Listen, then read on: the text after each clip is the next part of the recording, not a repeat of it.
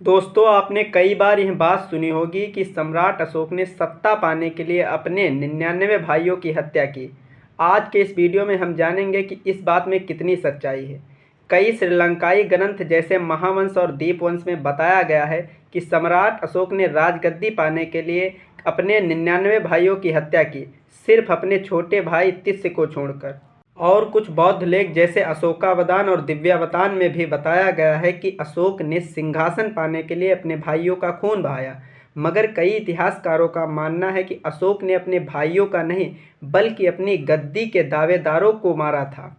और यह बात सच भी है, क्योंकि उत्तराधिकारी वही बनता था जो पराक्रम और योग्य होता था। आप लोगों ने इतिहास में पढ़ा होगा कि पहले के राजा अपने राज्य के विस्तार के लिए कई शादियां करते थे। महावंश के अनुसार राजा बिंदुसार के 16 पत्नियां और 101 पुत्र थे, जिनमें से पहली पत्नी चारुमित्रा से सुसीम हुए और रानी सुभद्रांगी के 2 पुत्र हुए, अशोक और तिस्य। सुसीम बड़े थे, इसलिए गद्दी के हकदार थे। परंतु कहानी में बदलाव आया जब जब एक बार गांधार की राजधानी तक्षशिला में विद्रोह हुआ और उस विद्रोह को शांत करने के लिए सुसीम को भेजा गया। मगर सुसीम इस विद्रोह को शांत नहीं कर पाया। फिर अशोक सम्राट को भेजा गया और अशोक सम्राट ने यह विद्रोह शांत कर दिया, जिससे अशोक सम्राट की लोकप्रियता चारों ओर फैल गई।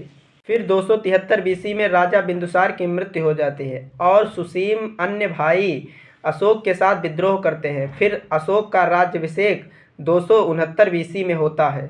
4 साल के इस विद्रोह से साबित होता है कि अशोक को राज्य इतनी आसानी से नहीं मिला था। आज तक अशोक के जितने भी शिलालेख मिले हैं, उनमें यह कहीं मेंशन नहीं है कि अशोक ने सत्ता पाने के लिए 99 भाइयों की हत्या की। यहाँ तक कि कई शिलालेखों में यह लिखा पाया गया है कि कलिंग युद्ध के बाद अशोक ने बौद्ध धर्म को अपना लिया और उस समय अशोक के परिवार में सभी लोग खुशहाली से राज्य में रहते थे।